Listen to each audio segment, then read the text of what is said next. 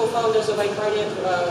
Mike Potterman, who couldn't be here today, is my husband, and so I'm replacing him. And Alex Zapesochny, so the three of us co-founded iCardiac over 6 years ago now. Prior to iCardiac, Mike and myself were involved with Virtual Scopics, which is another local company here in Rochester, and iCardiac provides similar services to what Virtual Scopics did, which is all in pharmaceutical research and development. We perform all kinds of testing. Virtual Scopics does image biomarker measurements, image processing from MRI CT images, which are digitally collected in clinical trials, and iCardiac processes electrocardiograms, also collected in clinical trials with the purpose of assessing cardiovascular safety of new drugs. And my name is Alex Zapesochny. Actually, Sasha was mentioning to me when all of you were doing introductions that this is a very diverse group, and it really is. And my background is actually somewhat unusual for somebody who's now an entrepreneur. I actually started off as an attorney. I was a prosecutor in New York City doing all sorts of criminal trials and things like that. I also was in Washington, D.C. working on presidential campaigns, doing policies and things like that. But oftentimes, no matter what you start off in, somehow the whole entrepreneurial thing oftentimes draws you in. And so about 12 years ago, I ended up moving back to Rochester, my original hometown. And there was a company here called, at that time, Linnell Systems, which had been started in a garage by a couple of engineers who were very frustrated over at Kodak, as oftentimes happens. And they were looking at that point to grow. So that company grew very nicely. I was part of the executive management team there, and over time moved away from the law and more into operational roles. That company got sold about 6 years ago for $440 million. So it's a very nice success story. And what oftentimes happens with nice success stories is there were a lot of happy individuals who had shares in that, and they were willing to provide money for something else. And at that point, Mike and Sasha had also recently been at a point where Virtual Scopics, which at this point is still the only University of Rochester spin-out, which is a public company, it had relatively recently at that point gone public, and people were very happy at that moment. So we luckily had a good amount of money at our disposal at that point to start the next company, iCardiac, and that's doing pretty well at this point as well. Also, Sasha, Mike, myself, and a number of other individuals are also involved in another effort called Innovocracy, which got started, some of you may have heard of it, in the last 6 months, where we work with the University of Rochester. Cornell, hopefully soon will work with RIT as well, to help companies get money via crowdfunding, actually, for prototypes and proof of concept activities. So that's several have been from U of R, several have been successfully funded. So we're very happy to have this discussion. Even though this is not a tiny group, please feel free to jump in, because I think the value of something like this is really more about the examples and the discussions that we could have, and so feel free to jump right in. So this is a discussion has sort of morphed over time, because one of the key problems anywhere, but especially in places like Rochester, although that's being somewhat too narrow. In reality, if you're living outside of Boston, San Francisco, New York, Boston, and other places, it's really hard to raise money. And even those places, I'm sure it's harder than it seems. So this is a discussion that we've sort of developed, and they gave actually, Mike and Sasha, a version of this at Dartmouth. I gave a version of this at Simon School a few times. And it's evolved over time. Now, one of the things I will say is that this is a little bit more focused on companies that are a little bit more similar to iCardiac and Virtual Scopics and others, where what you're looking to do is actually raise money from venture capitalists, and you have potentially patentable intellectual property because you're pursuing a medical angle or something like that. Now, just to be clear, and I know that all of you gave introductions, but so for those of you who maybe didn't clarify which kind of company you have, which people in the room think that they want to raise money from venture capitalists versus, in a minute I'll ask people who potentially want to raise money from angels or friends, but who here is actually interested in how to raise money from venture capitalists in particular? Just one person? Two? 1.5? The non-Polish Oscar. That's actually interesting. Okay, and the rest of you think that you're going to raise money probably from angels, or is that Yes? Okay. Well, a lot of angel funding kind of has a hybrid versions of the venture funding, and some angels are super angels, so they kind of intersect. Some of it will apply as well. Well, and actually in many ways, I think it'll largely apply, because once you get outside of the realm of asking your friends and family who aren't necessarily looking at your business plan the same way that somebody else obviously would, but once you get to even angel investors, they typically will be able to ask most of the questions that venture capitalists ask. So this is still, I think, kind of the paradigm or the way you should approach figuring out whether or not what you have is really bulletproof and will be compelling to whoever is going to invest in your business. Now, we did put together some resources. At the end, I'll give my email address, so if anybody wants these, because I'm sure you're not going to want to write these down off the board, but Mike Totterman came up with these, and I'll be happy to share the slide deck with you, including these particular... Yeah, actually, this could send that to me. I can put it up, and people can find it as well. So we want to break this discussion up into a couple of different pieces. One is the portion of, okay, once you actually are at the point where you want to find a VC or an angel investor, etc., what are the sort of things that once you're in front of them you want to be able to say? Now, some of this information in some ways is kind of basic. I mean, you could have found it in other places, but it is one of these categories where it's basic, but it's actually kind of complex, and you still need to understand the nuances of what it is you say and how you say it. And so we'll focus on that at first. The latter half of the presentation is going to get into a few other things, which are maybe a little bit less intuitive, about how do you actually motivate a investor to give you money, because so many of the things that you think motivates an investor aren't really the things that motivates him. In other words, it's not just a matter of going over and saying, here's my presentation, look, I've hit A, B, C, and D, everything sounds great, give me money. That's not typically the way that process works, whether you're dealing with angels or venture capitalists. So and that part I think will be interesting to all of you as well. And again, feel free to jump in with any questions.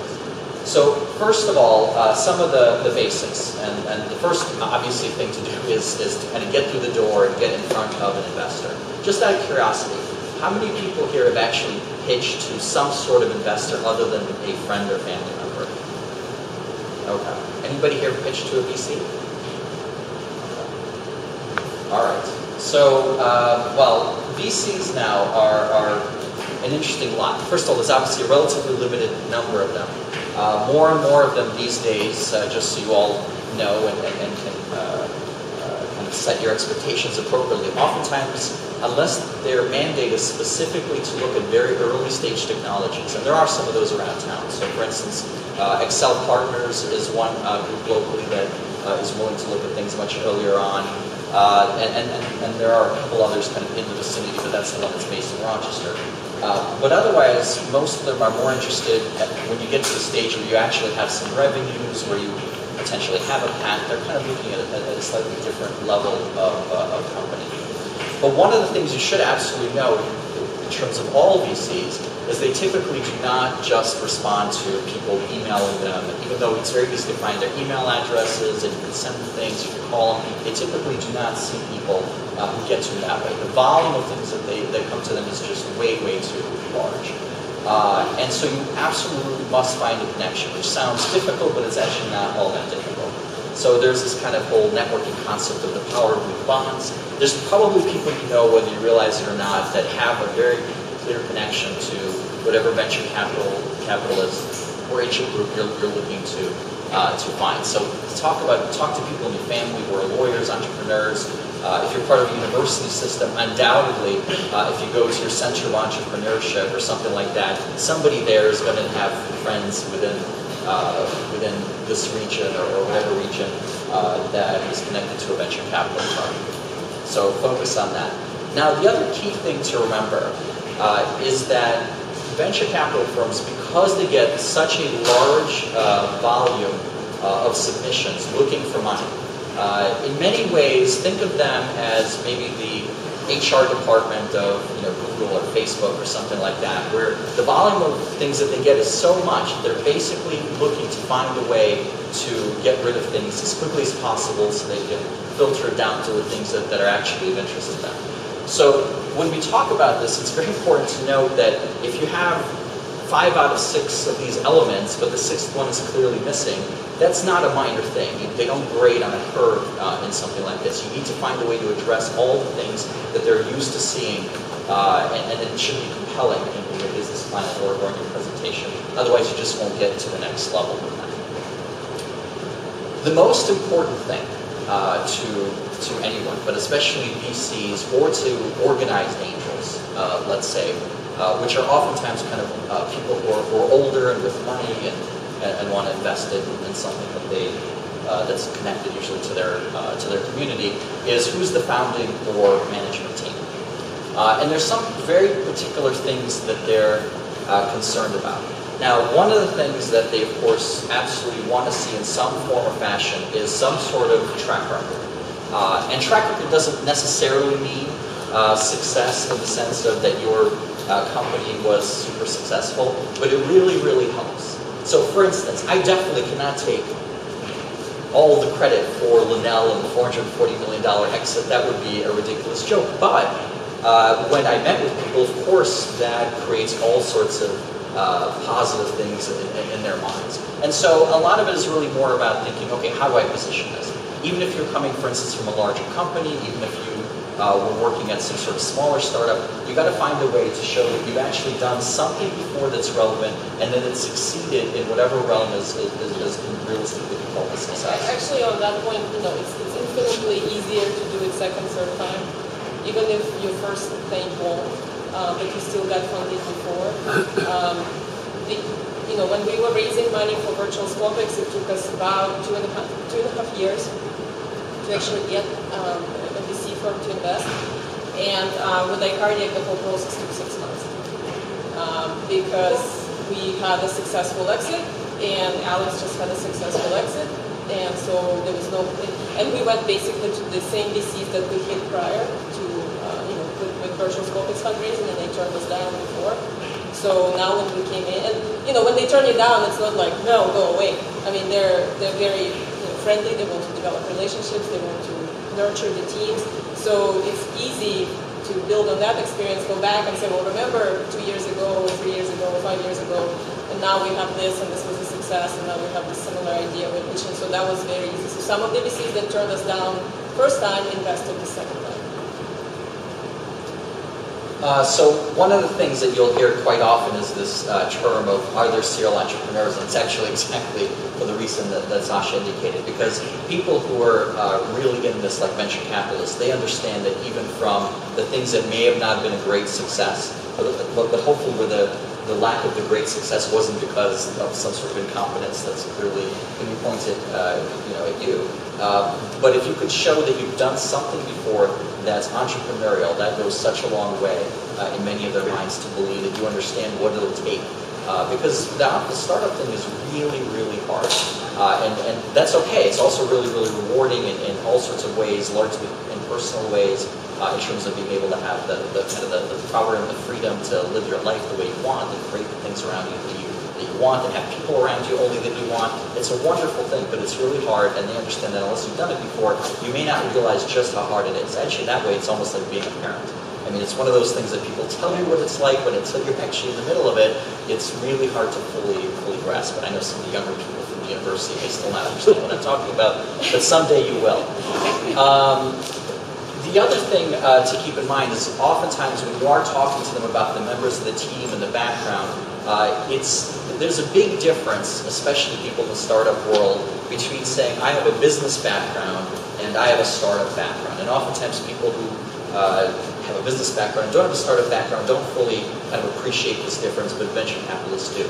So oftentimes what people do to get over potentially the issue of not having a business expert on their team is they'll go to somebody who perhaps was part of a big company or some other form of business. And sometimes we see what I think are horror stories where people say, oh, I have a brother-in-law and he's an insurance agent, and that insurance agency is so great, and there's no doubt that this is the person that should be leading our ophthalmology product company.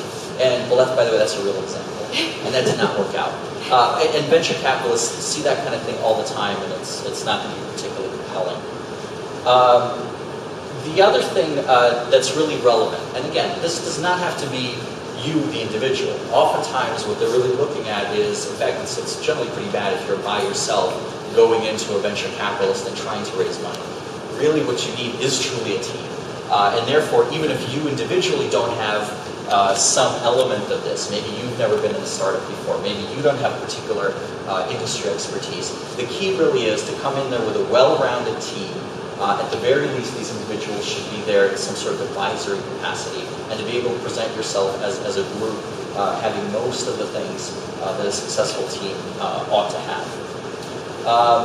One of the things that's also very important, although I would say this is much more relevant for companies like iCardiac or those who are doing something which is based on deep science or something that's patentable. It's also very important to obviously come in there with a team that has deep scientific credibility. So if you are doing something in optics or medicine, etc., you ought to try to associate yourself with individuals who are well-published in peer-reviewed journals, who are well-known in industry circles, and when somebody looks at them, they'll say, okay, this is not just a scientist, but this is a true peer in the field, and that association will help us get our foot in the door into all sorts of commercial situations. And the other part that is very important, I think this may not be, frankly, as obvious, this last part, is are all the individuals kind of credibly committed to this company? This is an issue, for instance, that happens oftentimes with companies that are being spun out of universities. Because when a couple of professors and a couple of students go up to a venture capitalist, for instance, of course the venture capitalists assume that the students are probably really in it. But they know that as much as those scientists are sitting there and are saying that they're going to be behind it, that there's a pretty good chance that a month later they're working on some paper or preparing for a conference and aren't necessarily really going to be there and committed in the way that they want to see it. One of the ways to think about this is if you were to give somebody your money, just even on a personal level, I mean, you'd want to know that no matter what, they're going to do everything possible to make sure that the venture is a success. And oftentimes, with scientists, you need to, which are involved with your venture, you need to find a way to explain either that they really are committed and why, and if not, why it is that they're only that their part-time commitment is necessary. This is actually something that we've had to navigate a number of times, including in iCardiac, where clearly the chief medical officer and the chief technology officer were not going to step outside of their tenure at University of Rochester positions, but it was okay because the technology was at such a point, and we were able to explain it compellingly as such, that we only needed them about 1 day a week for maybe a year, and that's something the university was going to give permission to do. And so it didn't matter in our particular case, and you just need to think through, how do I convince everybody that the people who need to be committed to it really are? Now, the other part, and this obviously is going to be different depending on what type of startup you have, but for those who are not looking into do potentially a technology business, think of maybe take this word and think of it as something else. Like, what is the innovative thing that you're doing? What is it that makes and creates a really competitive advantage for you? For those who are doing technology, obviously the technology oftentimes is the thing. And the key thing to consider and be able to explain is, what is it that we're actually doing that's really, really better? Now, depending on what business you're in, this means different things. So for instance, Mike Totterman, our third co-founder, he was a venture capitalist in San Francisco in the heyday of the late 1990s, and they were investing in startups that were doing networking and things like that. So for them, they would not invest or look at anything that wasn't going to provide a 10x improvement in terms of speed, whatever other things they were looking for. Now, obviously, that's not the way things work in other areas. But you need to have a very significant advantage. A marginal advantage typically does not get anybody excited because they realize that while larger companies may be a little bit slower or have something that's maybe not quite as good or as fast as what you have, because they have all these other things, distribution, scale, the ability to buy other companies that can match your technology, that being a little bit better is not anywhere near good enough. And the other part, and again, this is a little bit more for medical and other type of kind of pure science companies, is do you have a defensible intellectual property position? Now, for those who are in those areas, please consider the fact that even if you have no patents, this is one of those areas where you can still do quite a bit on almost no money to put yourself in a much better position to be able to get a venture capital investor. So even, for instance, in the case of iCardiac, while we were there and they had already applied for one patent, one of the things that we had done right before licensing this technology to the University of Rochester is we went out there and we weren't exactly sure, as oftentimes you're not when you start, which part of the technology was going to be the most useful to us and which part was really going to be kind of a success out in the marketplace. And so we put a number of provisional patents in place and kind of decided to figure it out later. Oftentimes that's good enough, and that's a small investment. It could be anywhere from a few $100s to get one patent, a provisional patent if you're able to do it yourself, or get somebody in your team that maybe has some experience doing it. It doesn't need to be a patent lawyer oftentimes. But even with a few $1,000s, you can typically put together some decent provisional patents and be able to move forward with a good story to your investors in terms of, okay, if this is good, at least I'll be able to protect it. In other types of situations, let's say you have a web startup or something where patents and things like that are not going to protect you, obviously the story needs to be a little bit different. And there the story is more about barriers to entry, where you can sit there and say, okay, if I do this and I have a first mover advantage or whatever it is that's going to make me special in this particular circumstance, the reason that somebody coming up behind me won't be able to replicate me is something. And you need to have a compelling reason, obviously, as to what that is. So, for instance, I think if there was another search engine better than Google, maybe some people think there is, I don't know. But if there was something that I thought was better than Google, I probably wouldn't have much of an issue switching. I wouldn't think much about it. But if all of a sudden somebody came with a Facebook competitor and none of my friends are there, I mean, that represents a situation where, very credibly, people probably wouldn't switch over for more or less, unless there was some really great reason to do so. And that's the kind of explanation you need to come up with in these situations. The next part that's very key is really understanding the problem that you're solving. This is another one of those things that's especially a problem in universities, quite honestly, because oftentimes there you have scientists that really love whatever they're doing, they think whatever they're doing is great, and it very well may be on some pure science basis, and they're chasing a problem to solve. And sometimes other people, even who are not scientists potentially, just fall in love with the technology solution so much that that becomes the key. When really the technology is really just the means to an end. You need to actually start most times with the problem and not the technology, not the variation, the iteration of the solution in order to have something that ultimately is going to work.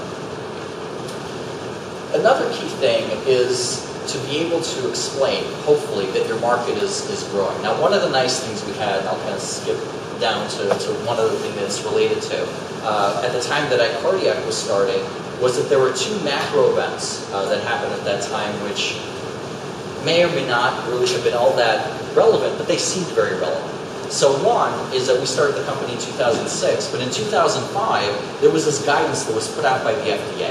And it was also part of this consortium that was international, so usually when they do it, or actually it came from this international consortium, so the European regulators and Japanese, etc., were thought to be also going to follow the same thing. And so everybody suddenly assumed that just because a year ago this guidance had come out about this very precise, detailed sort of cardiac safety testing, that now this market was all of a sudden created. One thinks that if all of a sudden this market is created, that obviously whatever was there before probably wasn't, the supply of it probably wasn't enough to meet the new demand, and therefore, hey, we're at the beginnings of this amazing market. The second thing that happened was the Vioxx scare. I'm sure people probably remember when this was a very big deal, people were dying, there was a cardiac safety issue that was actually on the front pages of the papers like the Wall Street Journal, New York Times. Now in reality, the Vioxx scare was a different type of cardiac safety problem. It wasn't electrophysiological, but it really didn't matter because people at that point realized that, okay, the FDA is probably going to take this cardiac safety thing more seriously, it's going to be a CEO level issue, and because of this new guidance, this market will probably grow. It'll probably be $1 billion, $2 billion. There are all sorts of estimates. Now, that didn't really turn out to be true. The guidance went into a slightly different direction, or at least it caused people to move in a different direction than people thought. The Vioxx thing, like most big things in the news, died down after a while. But luckily, these were big things at the time that we happened to be standing in front of venture capitalists.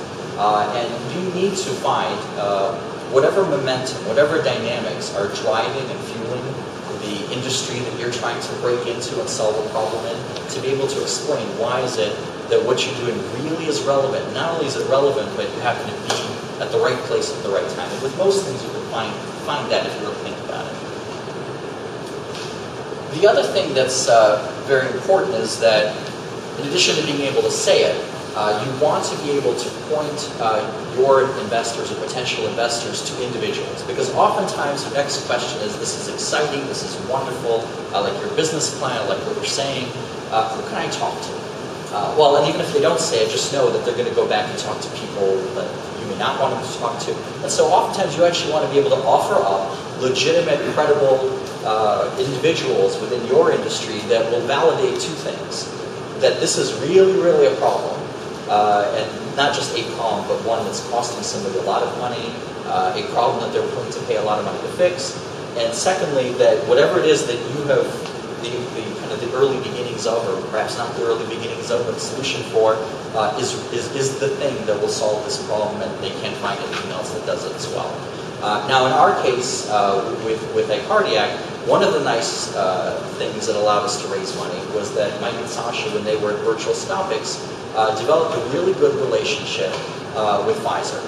And Pfizer at that point was more in a position than today to be doing all sorts of experiments where individual scientists and others had these budgets and they could give you these studies to basically validate things. Now this was ending right around the time that we started the company. Yeah, we were basically their last experiment. But what was very nice is it was still validation from what was then, I guess still is, right, the largest pharmaceutical company in the world, or are they now number 2? But they're in the top 10. Yeah. Well, at the time we were raising money, we were able to say that the world's largest pharmaceutical company was interested in what we had to provide. They actually eventually ended up being an equity investor in the company, plus giving us a few $1 million. That was like the last big hurrah for them in terms of paying for somebody else to validate a technology. But it doesn't obviously have to be Pfizer. It just has to be somebody credible. And I remember at one point made a joke that, frankly, even if Pfizer wanted us to, sell them paper clips or whatever was going to create a relationship that we could legitimately talk about, that we could provide the names of these Pfizer individuals, we were going to do. And luckily in this case, it was actually a deal we really. Not just Pfizer, we also offered a couple of experts that our scientists had, like their friends from NIH and from Veterans Administration, so people who were in that field, who knew about the problem, who were doing their own research, and could verify and say, yeah, these guys know what they're talking about, this is a real problem, and we believe in this type of a solution. So that was a very useful that group of people we could point to disease. Actually, if I remember correctly, that meeting in Buffalo that they had, that was before we closed the Pfizer deal, right? So the meeting where they flew in Hillary Clinton and the president of Pfizer. John Latypova, yes. president of Research and Development. Yes. So, but actually, that's a good example. So here we are in Western New York. Even though actually New York City is the headquarters of Pfizer, but Connecticut is where a large portion of the individuals we dealt with and where they have large kind of chunks of their personnel. But here in Western New York, as it often does, because we're always trying to improve things through things like NextFlex, they organized an event in Buffalo that was actually very much like this. And somehow they convinced Hillary Clinton it was a good idea, and Hillary Clinton called Pfizer and convinced them that it was a good idea to fly some of their most important key people for the day to go speak in Buffalo at the medical center. So at that point, Mike, Sasha, and I actually drove over there, and we weren't really listening, but we knew that we were going to sit kind of by the door, and when the head of R&D was going to walk by, we were going to do this. And credit to Sasha that she was the one being the salesperson extraordinaire to very quickly and kind of sweetly just walk right up and pretty much bump into this guy. And so we start chatting, and I do what I have to do.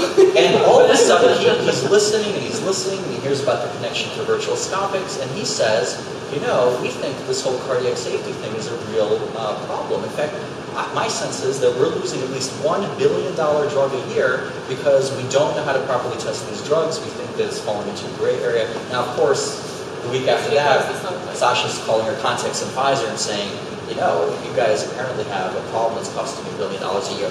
And so you have to be extremely aggressive, frankly, oftentimes to find this validation, and it comes in many different forms and everywhere. But, you know, there we were in Buffalo, finding a connection to the head of R&D of Pfizer, and that helped us to close that deal. Now, financial elements. I think that I did not hear too many people say that they were, I mean, I heard a few people say that they were business majors, but you're not a finance major, right? Are there any people here who studied finance? Okay. Any people here who know accounting? I do on a daily basis, so yeah. Okay. So even though oftentimes when people are putting together this team that they go to a VC pitch with, nobody's usually on there as an accountant or a finance person. And that's okay in many ways, but you still have to take this part of it quite seriously for various reasons. You have to understand a number of things. One is kind of the macro elements of what it is that you're trying to address. Because ultimately, while people are interested in the team, they're interested in the business, they also really want to understand, okay, how does this make sense financially from both a revenue and a cost perspective? And even though you may not be a finance or accounting major, you're the only one in the room, you're the only one who understands this, and so you have to actually get this, at least to the level where you can answer questions really quite well. One of the key things, obviously, is, all right, what are people paying in whatever form that payment comes to solve whatever problem or whatever the current alternative is to your product or service? This is obviously a key thing. And one of the things you can expect if VCs or whoever is interested is that they will oftentimes start jumping on Google and they'll start trying to figure that out themselves. You don't want them, frankly, to kind of go off without you providing them this information in terms of what's the alternative, how much is it costing people now, how much value does it create, which is, okay, you know, what are people really willing to pay you to solve this issue?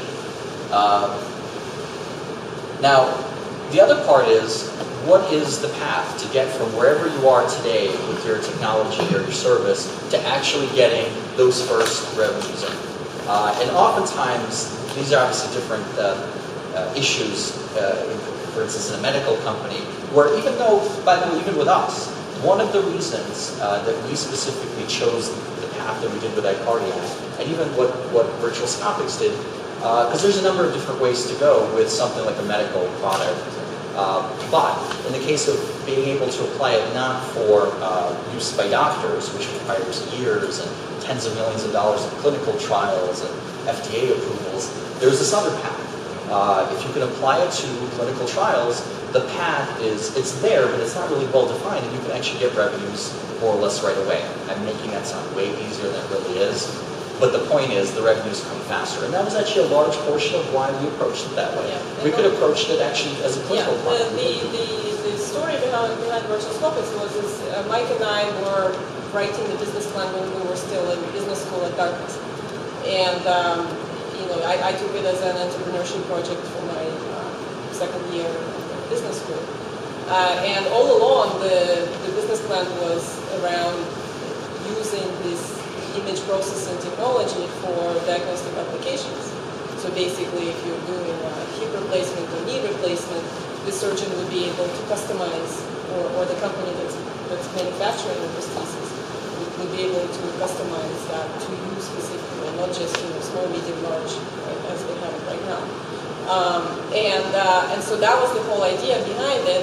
But when we started looking into it more closely, we realized, oh my God, it will take $20 million, $50 million just to get the FDA clearance, and then it's unclear when you're going to get reimbursed for this device. So the reimbursement in medical diagnostic is a whole story which we're not going to touch today. And when we realized that, we said, well, we have to rethink what can we do, and through some serendipity, we actually found this niche. I mean, it's not very obvious to people that there is a niche where all these medical technologies can be applied in pharmaceutical R&D, and lo and behold, there's no requirement for FDA clearance. You need to still validate, but because it's being used in clinical research, you actually don't need to have it cleared as a medical device because you're performing the service. You're not treating, diagnosing, you're just performing measurement service. And so we said, oh, okay, well, we can try that. We tried that, and that worked. And then we did the same thing with iCardiac. We still think about potential future diagnostic applications for iCardiac, but it's very... Well, we've been thinking for 6 years. We've been thinking for 6 years, and it's very expensive and very, Now, on the other hand, for Virtuoscopics, we now have another spin-out, which is called Qmetrics, and we have a partnership with them. The original scientific team that left Virtuoscopics and started this company. And guess what? They're applying it in diagnostics, in making personalized prosthesis. So with companies such as the Electronic and some other manufacturers of hip and knee prosthesis, so they're actually doing it. So that it's happening now, about 10 years later. So sometimes you have that idea and it eventually can percolate, but it may be too early, and so you have to look for something else.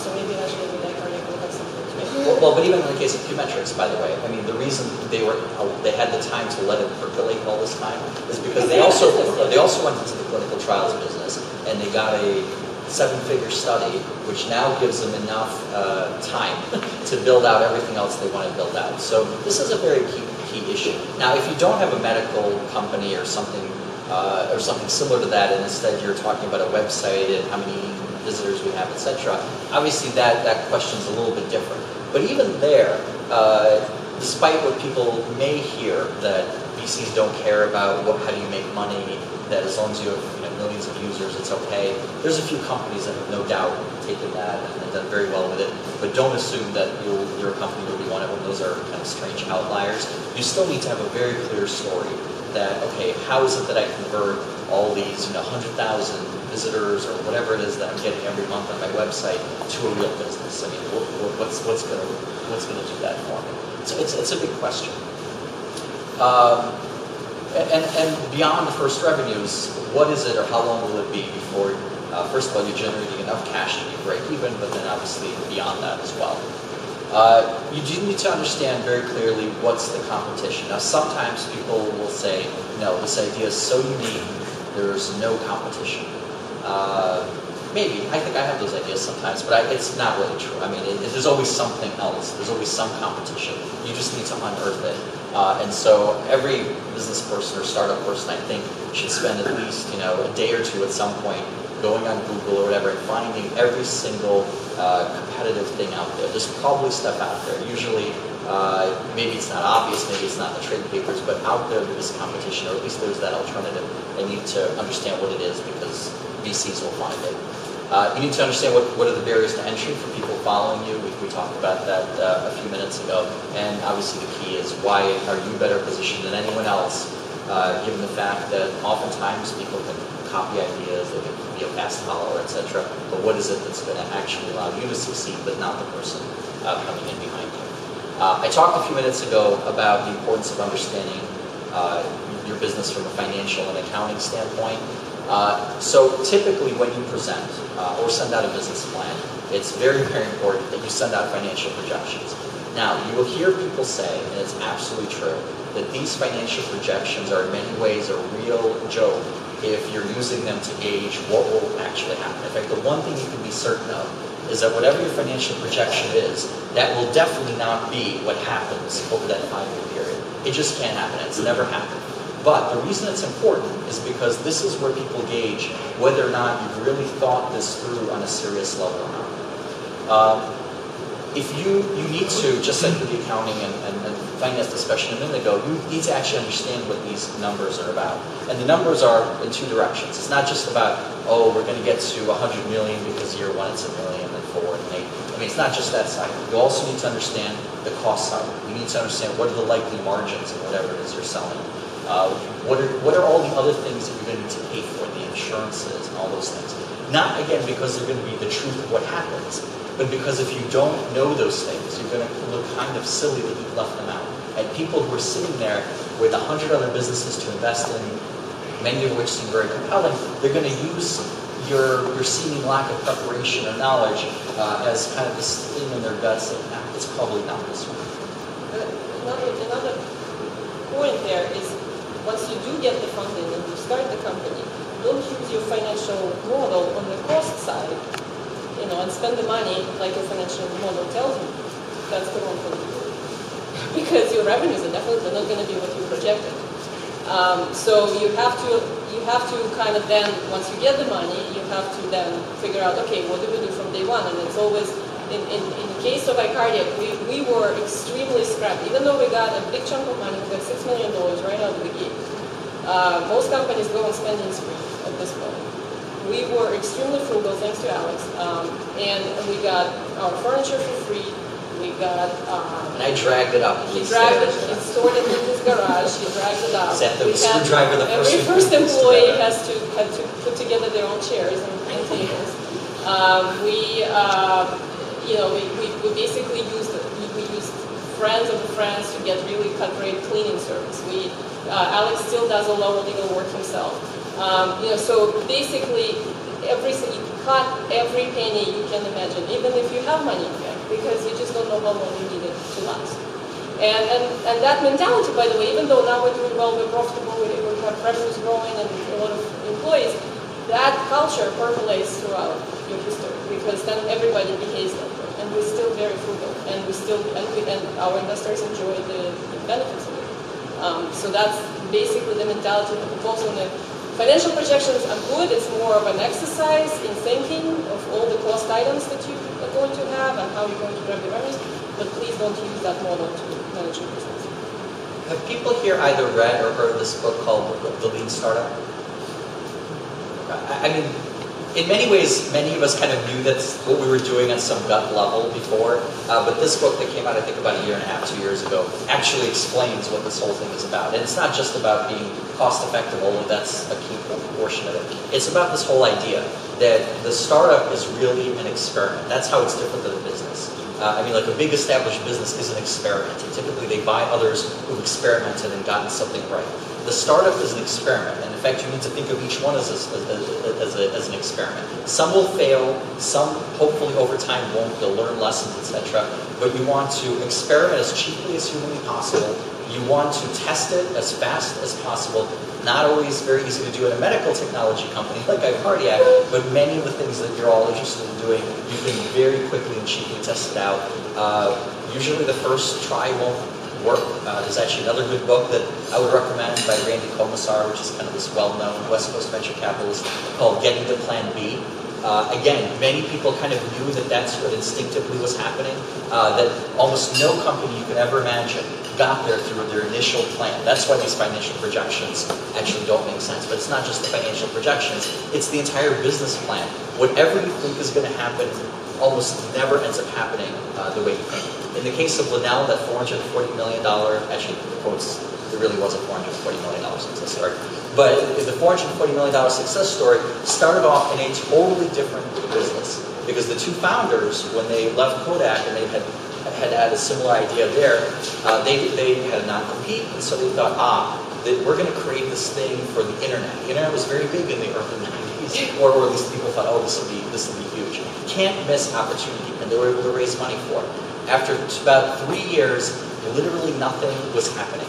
And they were about to kind of go, do we try to give some of the money back? Do we go bankrupt? What do we do? Completely pivoted to the stuff that they'd been doing and had tried to invent over at Kodak, and the company went through the roof within a couple of years. iCardiac actually was definitely a Plan B success story, because we thought that the stuff that the University of Rochester had was amazing. It was so far out there, so much more precise and amazing, and the FDA already liked it. So it felt like a can't lose type of winner. And then, of course, what happened was that when Sasha and the rest of us, but mainly Sasha, went out there and actually tried to sell it, it was so far ahead that people in big companies were really, really scared. Because who in the world in a big company wants to be the first one to try this thing that doesn't even sound or look like anything that's ever been used before for cardiac safety?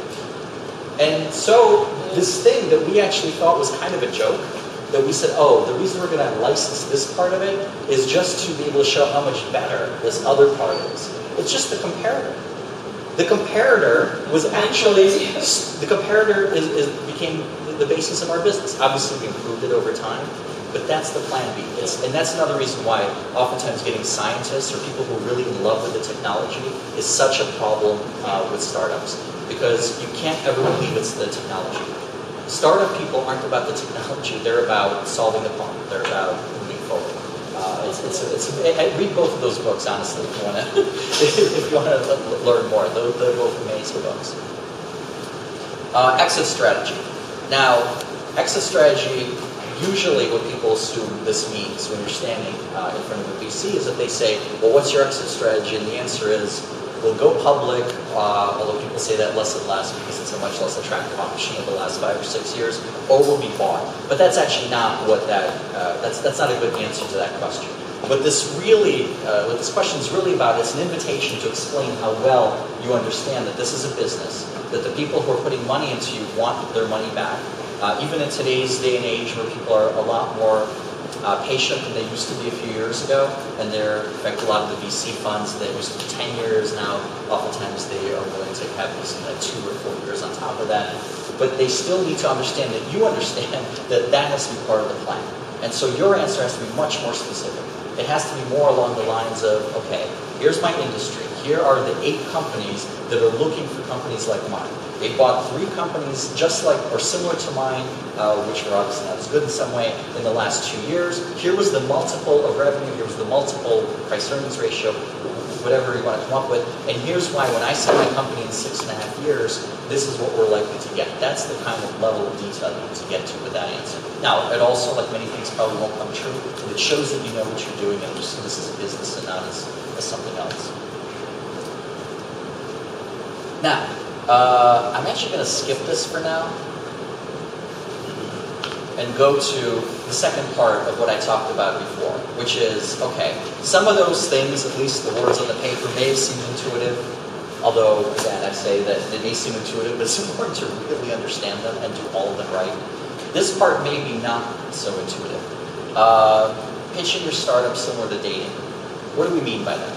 So these VCs, these investors of all sorts, they're ultimately still human beings, and they react to things like human beings. So many of the motivations that you would think perhaps are not inside of them, perhaps they're just cold, hard business people that are making decisions on flow charts or whatever. They're not. They're still human beings. And so they're susceptible to a number of different things. One of the worst things you could do trying to pitch your business is to seem eager or available. And I mean, this is what gets actually a lot of people in trouble when they're actually trying to pitch their companies. In fact, what you need to be able to show when you're in these meetings is that, hey, we're going to get to success either way. And so our current path, in fact, that's how oftentimes you can even show it. So our current path to success, with having exactly the amount of money we have now, even if it's 0, is this. We're going to do A, then B, then C, then D, and now we'll break even after D. Great. But the reason we're here today before you, the venture capitalist, is because while we don't need your money, we think it might be better if we can find the right kind of partner who will invest at the right level. We think we can grow a little bit faster. Maybe there's an advantage to it because we'll be ahead of that person or that person. That they understand. And you know, preferably you can actually find this. I mean, that goes back to what Sasha talked about. Be as cheap as possible. Never be in a position where you're going to run out of money. Quite honestly, whatever that takes. Even after you got the first round of funding, make sure not to run out of money, because you may need 2 or 3 rounds of funding, and a lot of technology companies need that. But a lot of, especially first-time entrepreneurs, make the mistake to run down the first tranche of funding before going looking for the second one, and that's the worst situation you can be in, because you're gonna get the terms are gonna be atrocious. So never run out of money. That's the lesson. We always have and never go there with a trajectory that, hey, you know, we're here because in 6 months, you know, we're not gonna have payroll. That's the worst imaginable position. It really is in that sense like dating. You want to seem that you're self-sufficient and perfectly happy with anybody, but hey, if you're a good match, okay, then I'll give you a shot. And they react to that. They really do. And it's not a trick or whatever. It's just human nature for people to be slightly repulsed by people to meet you. And it definitely applies here. The other thing to keep in mind, and again, this kind of goes into to some degree the human category, is you never want to be single-threaded when you're with your approach toward fundraising. Oftentimes people say, okay, this is the stage of the company where I'm raising money, and I've identified these 3 venture capitalists, and here are their addresses, and I found a lawyer friend who's set up a meeting, and now I'm going one to the other to the other. Now, one of the problems, by the way, which is a little bit unique to Rochester, but not only to Rochester, is oftentimes VCs, they do talk to each other. So when you're doing that, they're in a very much better position than you are. What's really good, if you could possibly find a way to do it, is to be parallel tracking this and to find uncorrelated investor groups. Now, in our case, and this actually also went to this part of it, is that we had individuals from our past lives who had invested money in Virtual Scopics or Linnell that we found that had nothing to do with these VCs. And every time we went to visit these VCs, because by the way, VCs meetings aren't like a one-time thing. I mean, they invite me back and back and back, because they're typically trying to drag this whole process out. Again, because it's in their best interest to do that. Every time we went there, we were able to provide a new piece of information, which is, hey, good news, we've now soft circled X amount of money. And as the number kept growing bigger and bigger, they realized that if they did not move relatively quickly, that some of them would actually not fit into this funding round. And in fact, that's what happened, because we ended up having 3 venture capital firms actually in the deal, but there were 5 who wanted to be in the deal. And because the individuals, our friends, family, etc., and past business colleagues basically squeezed out 2 of them. That's what actually allowed them to know that we didn't really possibly need them. And also that we had to move quick, which is really the next lesson. So the VC model, but it's not just the VC model. People here probably have heard of this concept of option value, right? You want to wait till the last possible second to make any sort of decision with finality in all forms of life. It's a natural thing to want to do, and that's what VCs do also. So oftentimes what happens is when you show up to their office, if they're interested, they generally, well, if they're not interested, they'll find a way to say no, or just they'll smile, and that'll be the end of it. They won't return your calls. But if they're interested, they don't get their checkbooks out or start getting out term sheets. They set up follow-up discussions, and then you go to the follow-up discussion. Oftentimes, what those follow-up discussions are supposedly about is that at some point, because we all get excited about our businesses, and we sit there and say silly things like, next month, so-and-so's coming to visit us, or 2 months from now, there's this great experiment, and it's looking really good. Oh boy, it's going to be exciting. And so their response is, that's wonderful. Let's see you in 5 weeks. Let's see you in 9 weeks. They tell me all about that experiment. And the process goes on and on and on. Because one of those things may not work out, and then they don't have to invest. I mean, actually, poker is a pretty good example of this as well. You want to see as many hands as possible with as few dollars around. That's exactly what they do. And so there needs to be a forcing function. You want to create a justified sense of urgency for them to actually say, wow, now it's a little bit different. If I don't put my money in, I won't see the next hand, I won't be in the round. And that's luckily what we were able to do.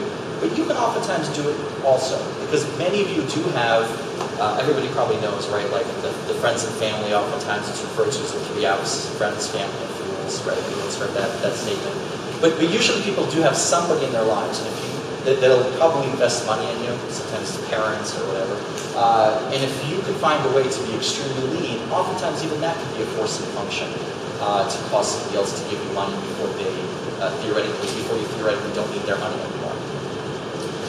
The other part that's very important is that people need to be realistic about what the venture capital process is about in terms of what it will take out of you.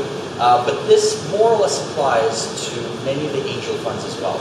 Because the angel funds, who are kind of the organized angel funds, which have oftentimes their own managers or at least experienced people running it, they basically go on these principles too. First of all, it takes quite a while. It takes 5 to 9 months of pretty consistent work. And as I said, it's not you put in an application and you wait 8 months later. You're seeing them every week or 2 or 3, and oftentimes, at least in phone calls, something to keep that process going. The other part of it is, and this is one of those things that gets a lot of people very upset when they realize, because what they typically expect in order for a VC or an organized angel to be able to make their money back and make a profit on your company is that they expect that whatever round you're at to be able to get about 25 to 40% of your company. And that's pretty much true no matter where your company is in the stage. And it's not even really a matter of greed. The truth is that the venture capital industry, as some of you probably know, and angels are not in a better position, is not this amazingly successful industry. And even for them to get to where they are, which is that many of them don't even meet the benchmarks of if you recently put money into the stock market, they need to be able to really strike well and have a huge multiple on their 1 to 3 companies out of every 10 that's going to do well enough. And that's why they take these very large percentages. One of the things, and Sasha alluded to this, and this is really, really key, and you will have this probably more for individuals who are not looking for money from VCs, but instead are looking for money from organized angels or from smaller investors, is this is sort of, in their minds, a version of the optionality play, where they don't want to give you too much money, because why do they give you, because if you tell them, oh, I really need, all I need is $100,000 for this, they're not going to want to give you $1 million for something else. And so what typically happens is they will truly drip feed your business. And so it becomes milestone based. Oh, you're saying that all you need is this to build a prototype, then this is all we'll give you.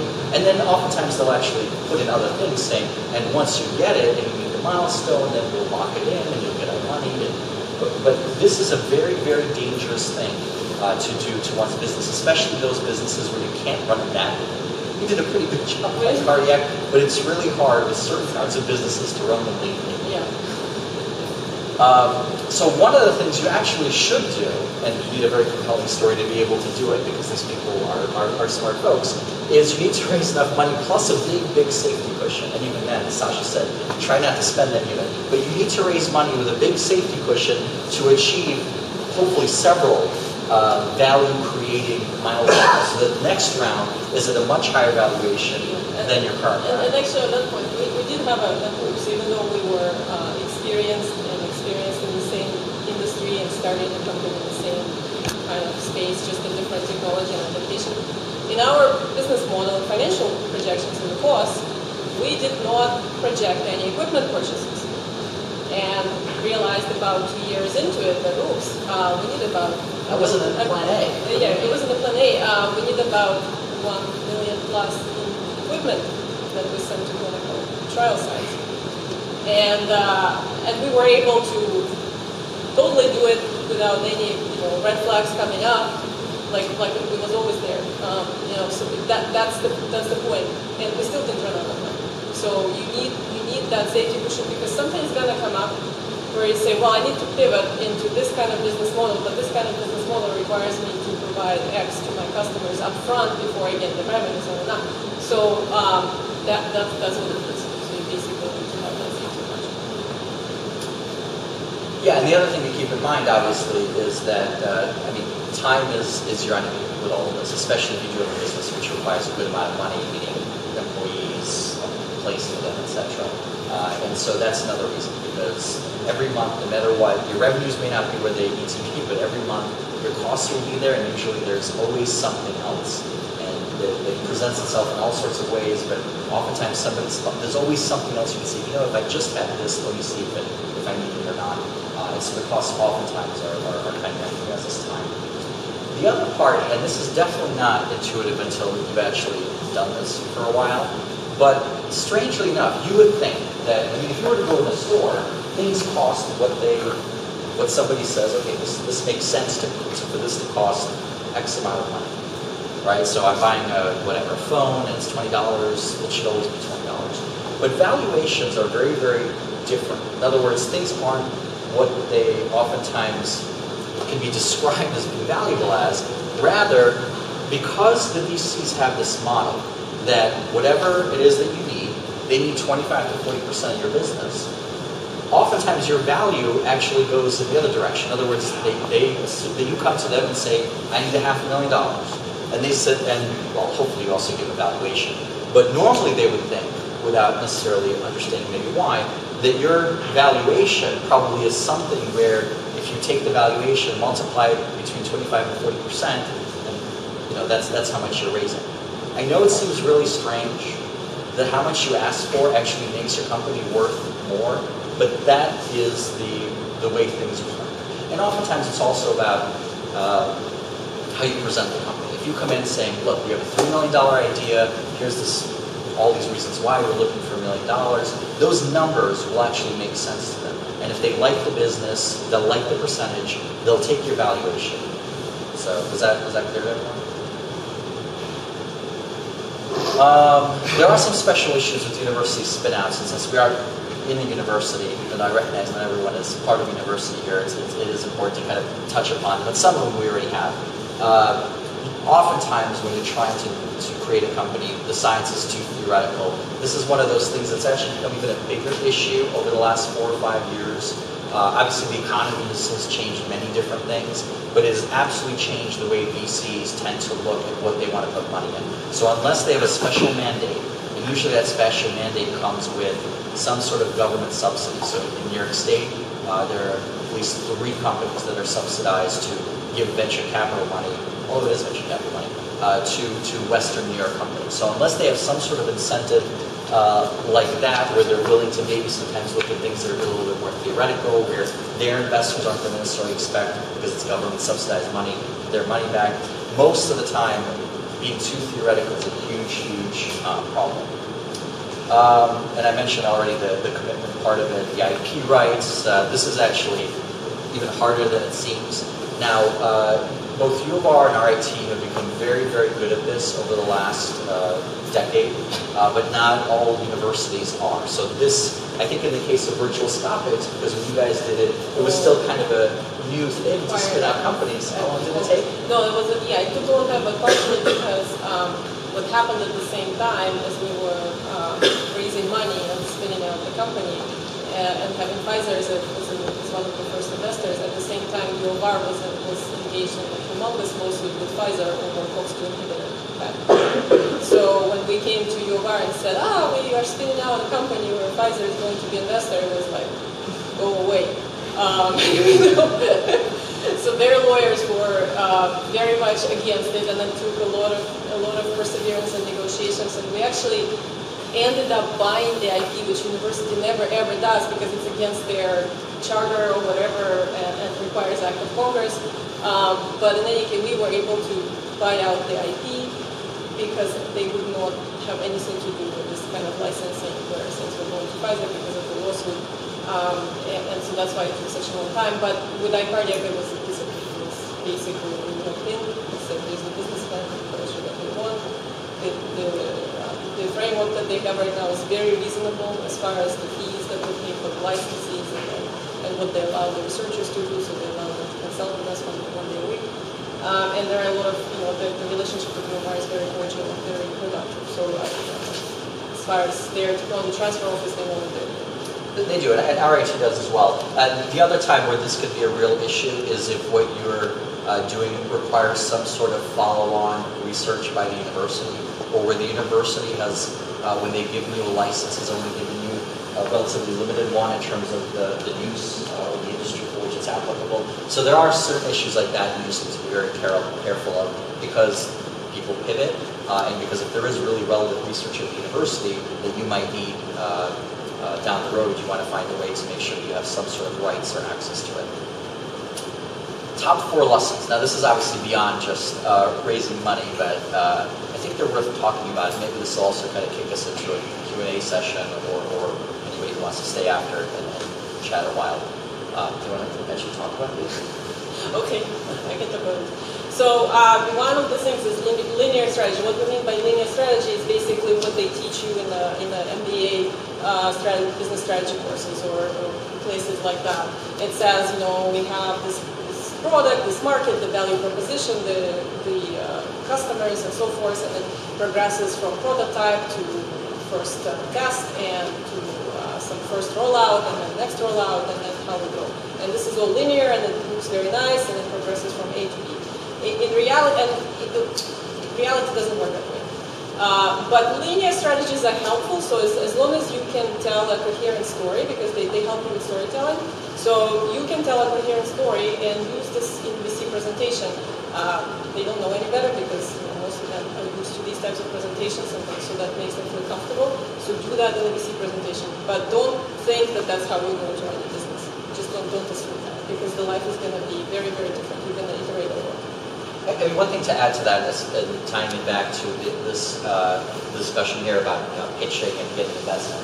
one of the things that everyone really should think about, especially if they're taking some portion of their investment money from people they care about, their people that are your colleagues and friends, etc., is that people need to understand that while you're giving them a linear story, in other words, the investors, that odds are it won't work out that way, partially because when things don't work out the way you originally hoped in your business plan, now typically what happens, or typically what used to happen with VCs, is they would say, oh, well, this strategy that we, the VCs who sit on the board, all approve, that can't be the problem.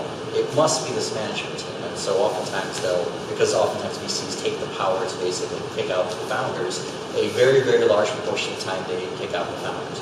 But there are much more intelligent investors in the VC community, etc. But whoever your investors are, you really do want them to understand what it is you're doing. You want them to understand that odds are whatever it is you put on paper isn't exactly going to happen. And especially if they're your friends and family, the entrepreneurial thing is more relationships than pretty much anything. And so this is not like a minor point to people. I mean, people need to have very realistic expectations that when you're shifting from A to B, it's not because you just were intellectually deficient in coming up with Plan A. It's because that's the way experimentation works. And it's a very, very key point before you take money that the people that are, in fact, that's why the two VCs that weren't in the deal, weren't in the deal. Because we could tell just from the interaction, and it goes to our benefit too to have met with them over and over and over, because we could tell just from those early interactions that they weren't going to get it, that they saw this business as something different, and you never want to take money under those auspices where they think that you're going in a particular direction, because when you don't, there can be huge issues, and startups typically don't work out that way. I mentioned that portion of it before. Yeah, we already touched on that. You need to build, the most conservative financial model, and you need to add 3 to 5 years to every revenue assumption you're making, because you think that you're going to sell whatever you're going to sell in the first year, you might not, and your strategies may not work out, and you need cash to find alternative solutions and not run out of money. And so that's the iteration requires some ability to sustain yourself. So have that in mind. And one of the things about that particular point is some people think that maybe this is more applicable to medical devices or optics or whatever, where obviously it just takes a long time to develop something. But in reality, even when you hear about a lot of the companies that are doing web-based things or software that seemingly was an overnight success story. Now, there are some overnight success stories, but there are people who are struck by lightning. There are all sorts of things that happen, and they're just not the case you should expect. In fact, most of these overnight success stories actually took quite a while of development, and oftentimes under some other different name, under a piece of software that was doing something a little bit different, but where they learned something from that experience. That's where success strikes, and it only seems like it just happened. Yeah, negotiate on costs, even the ones that are non-negotiable. For example, we do have a patent attorney's office that we work with, because Alex is a lawyer and knows how long things take. We negotiate every day. Even though you think it's the service fees, what they are, no, we can negotiate every deal. You can negotiate a lot of things. You can find a lot of things for free. So basically, anything you're going to buy for your company, whether it's your infrastructure or furniture or consumables or whatever, we always try to squeeze out every penny of the deal that we do, again, because we are scrappy, we're building a company from scratch, and we need room to grow and iterate. And actually, a particular note, especially for people within the university setting, where perhaps a lot of the other people you're working with are university students, they don't have bills to pay, etc. Oftentimes, that's obviously there's a whole other element or level that you could get there in terms of free services, and they're not even necessarily free. I mean, one of the things you always have, if you really believe and you have a good story and you have a good plan, is you do have your stock. And so oftentimes, letting other people or paying them with equity is a pretty good way to get a lot of people excited and looking for you. When you're starting with a business and you're explaining to venture capitalists, at what point you're explaining you have to pay your employees, how do you pay yourselves if you do? You know what I'm saying? Like, Yes. That's actually, that's kind of an interesting complex question, because with VCs, as we talked before about the kind of all these human dimensions to it, and if you come to them, again, ironically, with this idea of, well, I really believe in this, and therefore I won't even take any money for it, they kind of frankly lose a little bit of self-respect for you. And so if you're dealing with kind of real VCs with big amounts of money, you actually want to come to them. Now, you should be willing to say, look, because I believe in this so much, I'll take this salary, and I'll take less than the average president of a company or whatever at this stage, and you can pay me more with stock options or whatever. There's all sorts of ways that you can show your commitment that you're making less than you could somewhere else. But it's almost kind of a bad thing to show up and say, I'm willing to take no salary. Part of the reason is because things do also take much longer. I mean, not very many people can live 3 to 5 years. Now, if you're a student, maybe you can actually provide that story, and people would understand why you're doing it. For venture-funded business, typically it's going to be a corporation, so you're going to be employee. Even though you're a founder, you're going to be employee of a corporation, and you're going to get paycheck just like everybody gets paycheck. So that's the payment model. Now, how much you're going to pay yourself, that's what I was telling. Originally when we started the company, we took about 50% salary cut. Yeah, we did get stock, and that was part of the negotiation. But that's how we thought about it originally. Over time, we brought it up a little bit, but still we're not paying ourselves executives in our industry again in the same size companies, like hiring executives or founders. And for hiring employees, that's also a good lesson, because we asked pretty much everybody who joined us to do approximately the same thing, not 50% salary cut, but some cut. People that came from product, they have very cushy jobs and big salaries. So there is expectation you're joining a growing thing. There's a big upside potential. We are compensating everybody with stock options as well as salaries. So that was always a negotiation between the two. There's salary component and stock option component. I mean, I think if I were taking money purely from maybe angels and other people I knew, and if I were younger without kids, etc., I think, frankly, I would probably definitely still work in some sort of minimal salary when we're eating ramen noodles and have a small apartment and all that. So you're certainly clearly kind of committed, but again, things take a while, and you don't want to be in a position where you basically tell a lot of people, including friends and family who are putting money in, that you're going to stick with this thing without a salary as long as it takes. That may be just not a very practical way to move the company forward.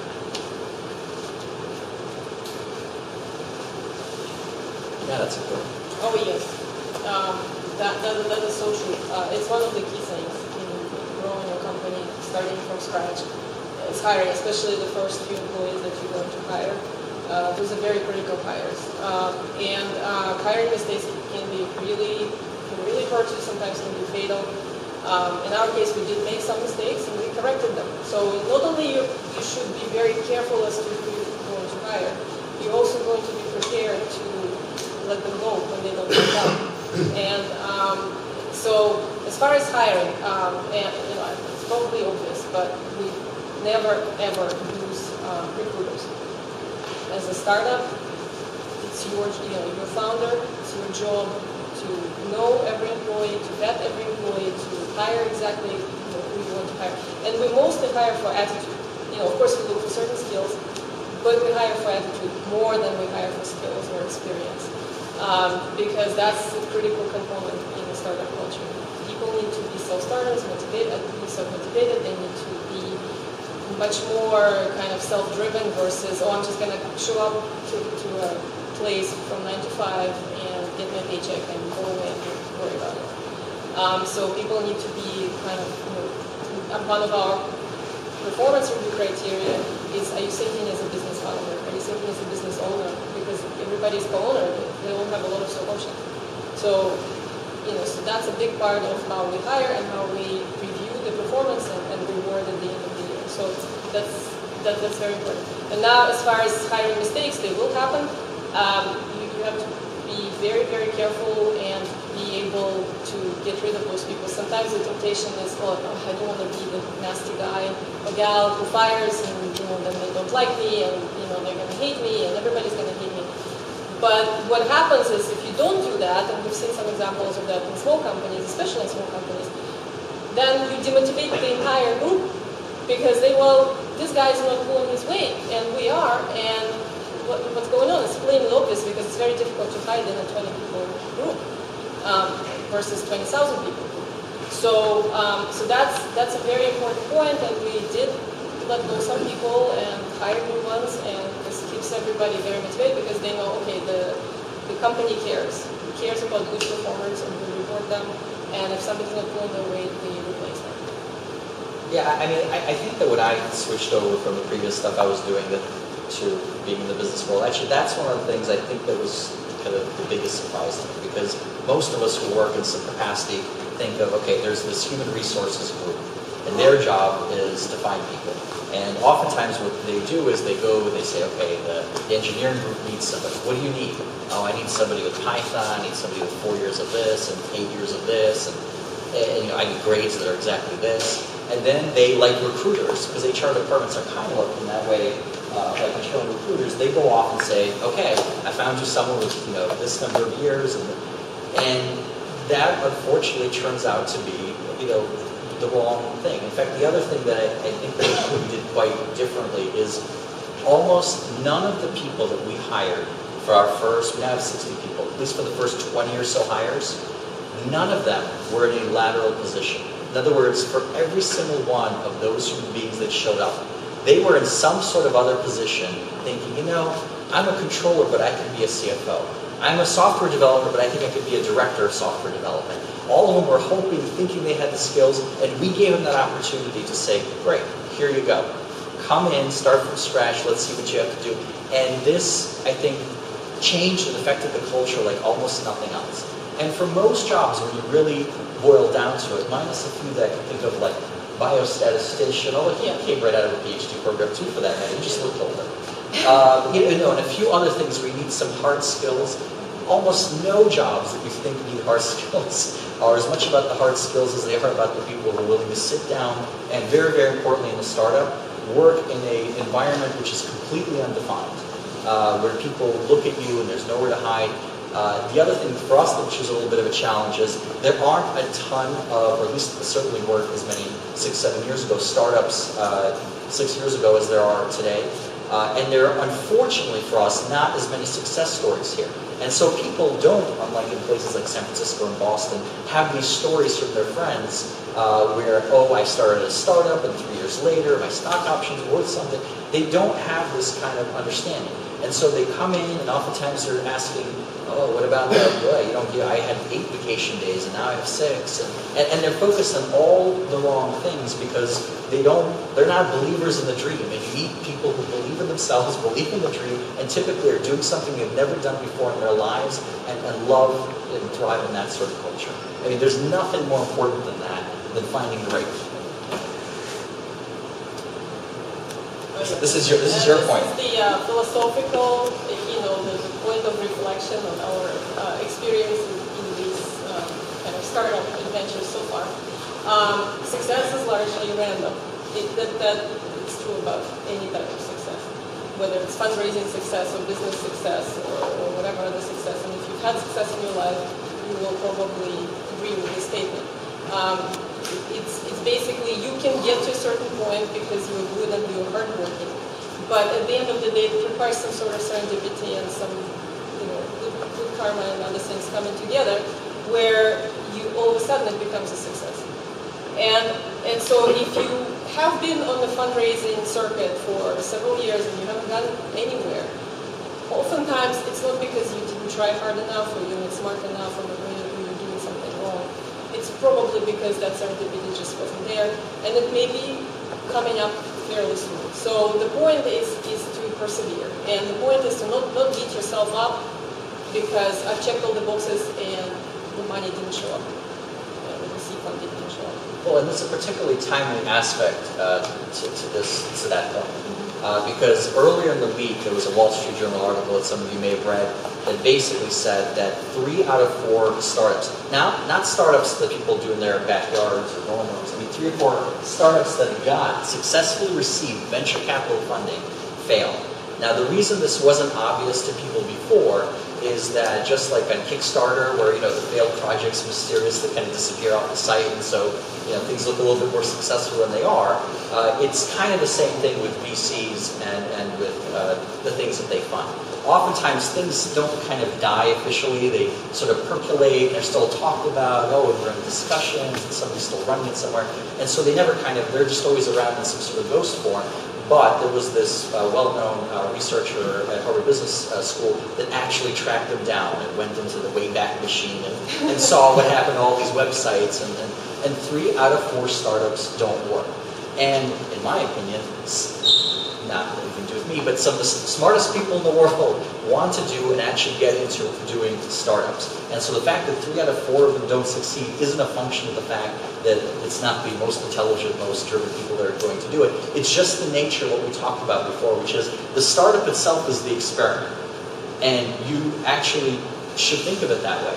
And if one doesn't work out, because I think we probably all met people who did like one startup and then they kind of went back into some sort of Kodak or whatever other kind of job and never tried it again, that is the wrong way to think about it. In fact, we talked before about serial entrepreneurs, but there's this whole other idea kind of percolating now, this portfolio lifestyle or being a parallel entrepreneur. Try a lot of these things, just like if you were a scientist, try a lot of experiments. Do them as cheaply as possible, preferably not taking money from your parents and friends and whatever, unless they're very forgiving. And then one of them, over time, will work out. Just don't expect any one in particular to work out. And when you're pitching, good luck, but remember this lesson as well. It's not about you, just keep on going. I think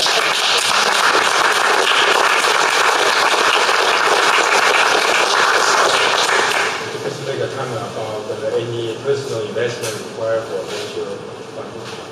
that is a great question. So in the case of iCardiac, that was the expectation, but I would say that was really more the expectation of the individual investor, so the friends and family, because these people are like, oh great, how much are you putting in? And it's a very natural question. And even though you're willing to take half your salary and be whatever, put yourself on the line and skip your children's birthdays, yeah, typically they want to see that you actually put in the money too. VCs, I don't really see that. That's a question I asked by a VC. Another thing, VC invests on paying for the filing patent. Sorry? Filing patent. Will they invest in it? Sure. I mean, it would have to be part of your overall plan. In fact, usually that it should be something you set aside. Sasha, excellent job. Listen, I have a theory, and I kind of want your opinion on it. And this is maybe because I'm Polish and I think a little differently, but I find that Rochester is one of those places where people often tell you that, well, it's a lot of old money, they're not going to invest in like a lot of new technology. And the funny thing is, I own a window cleaning company, guys, okay? And in my 7.5 years in the business, I've met some, amazingly successful people. I've built relationships with them, and over the years, there's a handful of them that we keep talking about just the ability of just, invest. And, I hear old money, blah, blah, blah. But I find that there's people, as long as you can get someone who can kind of communicate, hey, this is how you can do this, there's people here in Rochester that are willing to invest major money, okay? Obviously, you guys went out to a lot of venture capitalists, I'm assuming all over the country, maybe even the world. What's your thought on the idea of, Rochester having a possibility of becoming, a little version of Silicon Valley or Boston or New York City? It's a lot closer today than it was 10 years ago to that moment. And truly, not because I live here, but when we started Virtual Scopics 10 years ago, that was true. There was very few local investors, and even fewer of those who were comfortable with any kind of technology, like PC, for example, or software. They didn't understand. They came from I don't know what kind of type of money, but it had nothing to do with technology. And so that's what they understood. They would understand if you were doing a food company or if you were doing a gas station or something else, but not technology. And that was a very difficult process for us to go through. Nowadays, actually, there are people that do understand technology. They try to nurture technology companies. There are individual investors. There's, for example, there's Rochester Angel Network. I mean, some people can say, well, they're still kind of old money, but we've been to some of their meetings, and you know what? There's some younger people there, and they do look into more technology, web, these sorts of things. So it's another avenue to pursue. And I think there's something in Buffalo as well. I mean, you and Mike made some. Well, actually, there's a lot of very interesting stuff that's happening. Unfortunately, the two examples I'm going to give are not in Rochester, but there's Z80, where you guys just got accepted, GradFly, which is an incubator there. And Syracuse has now started an incubator as well that's based on Techstars, the Techstars model that's around the country. They just had their first demo day a few weeks ago. Very exciting stuff. But I'm actually personally bullish not just on the area, but on Rochester in particular, and for two reasons. I mean, one is this is a really great place to actually start a company, and in many ways that's the most important part, because in places like San Francisco right now, it's very, very expensive to hire people. It's very, very expensive to actually have space. One of their biggest problems, and why you actually see more acquisitions now than you have before, is that software engineers have become so hard to find that a lot of these things that are called acquisitions are really just acquisitions of engineering talent. And oftentimes when things get stuck at those companies is because somebody's left to some slightly better offer. Here, people, the cost of living is much, much better, but you have great individuals here. The two main universities we have here are both amazing. One of the things that both the previous company, Linnell Systems, as well as iCardiac has done, we have had dozens and dozens of RIT co-ops, many of which have gone on. Actually, in the previous company, Linnell Systems, our CTO was a person started as an RIT co-op. Obviously, took a few years to get to CTO, but the head of marketing, etc. This is a great place for talent. It's affordable because the area is affordable. And there's all sorts of good things to point to. I mean, we do have one of the highest per capita rates of patents anywhere in the country. That's a really big deal, and it explains to people when we did go outside of Rochester why it is that we were here and why it made sense to start a business here.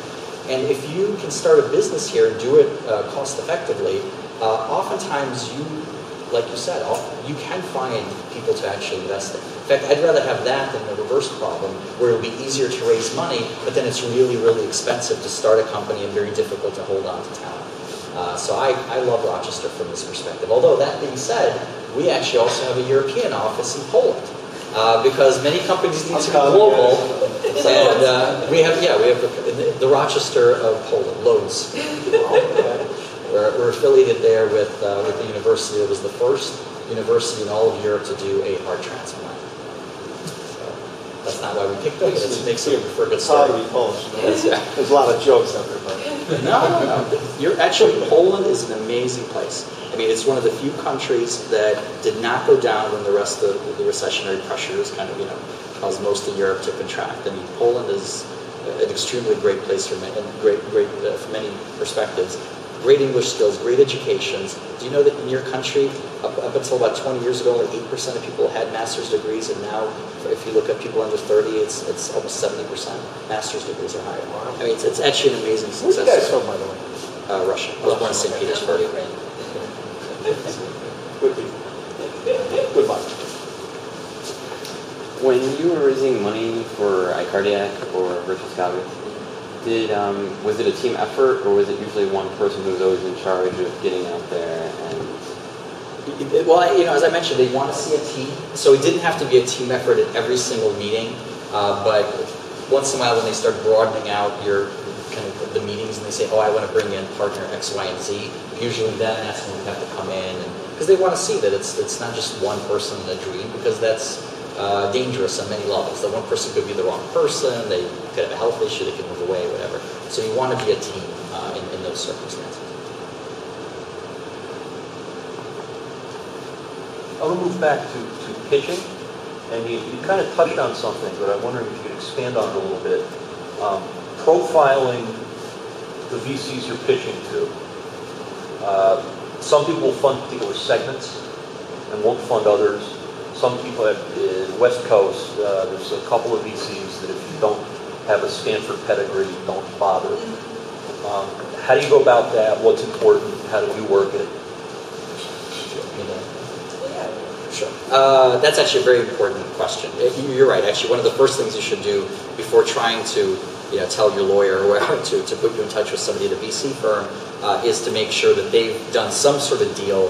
And this is not difficult information to find. You go on their website. There's always a section that says portfolio companies or portfolio, and look for something that looks kind of similar to what you've done. And if you could dig in a little bit deeper, also try to get a sense as to when did they actually put money in it. Not the timing, but at what stage was that company when they put the money in. Because you're right, there's only so much time in the day, and you don't want to be like flying off to San Francisco to visit somebody that ultimately has never invested in a company like yours, and therefore doesn't have the comfort level with it.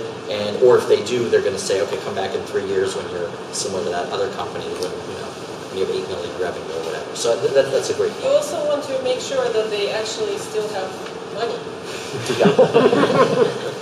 Nowadays, a lot of the funds, they're making funds. So, and that takes a little bit of digging to find that out. It's not entirely obvious because they of course, they want to represent like we're a big fund, did all these deals, and some really big names actually. We found out that they have no money. And so you know what? But they will meet with you, and they will, invite you to come in and have meetings and stuff. So you're going to be wasting your time and money with those. So then just check that whichever way you can. We did a lot of press release searching and things of that nature, asking around and trying to make sure that they are still investing, that they're not just running around raising another fund at the moment. Well, and actually the way to think about that is to also go back into their press releases and say, okay, and oftentimes they'll say which funds they have, and then go a little bit further and look into the press release to see, okay, when did they raise that particular fund? And usually in that press release, they will also have information about what is it that they're focusing on, because they have some sort of investment thesis that they sold to their limited partners in that case. And maybe it changed from what the things that they used to do. And so, for instance, some very practical advice. So we have a number of different venture capital firms in Rochester. Trillium is one of them. Well, Trillium had a fund that was specifically focused on university, early stage, etc. One of the things you have to know is that typically these funds are for 10 years, and during the first 3 to 5 years, that's when they're meeting people and they're serious about actually putting money in, because they need a certain window. Because after year 10 comes, they need to go to the limited partners, and either they hopefully have given large amounts back, or they need to come up with some sort of contingency plan, like, oh, we invested all this money, but these companies still are not ready to be sold, etc., and now what? And so they don't want to be in that position. So for instance, we were the last investment of the $1 trillion fund that was focused on early stage, and that was in the 5th year, because the back 5 years of that 10-year period, while they'll meet with people, maybe they'll invest in some other fund if they have one, or just sort of wait to see what happens if they raise another one. During those last 5 years, they're actually more focused on sitting on your board and getting you toward an exit where they can get their money back.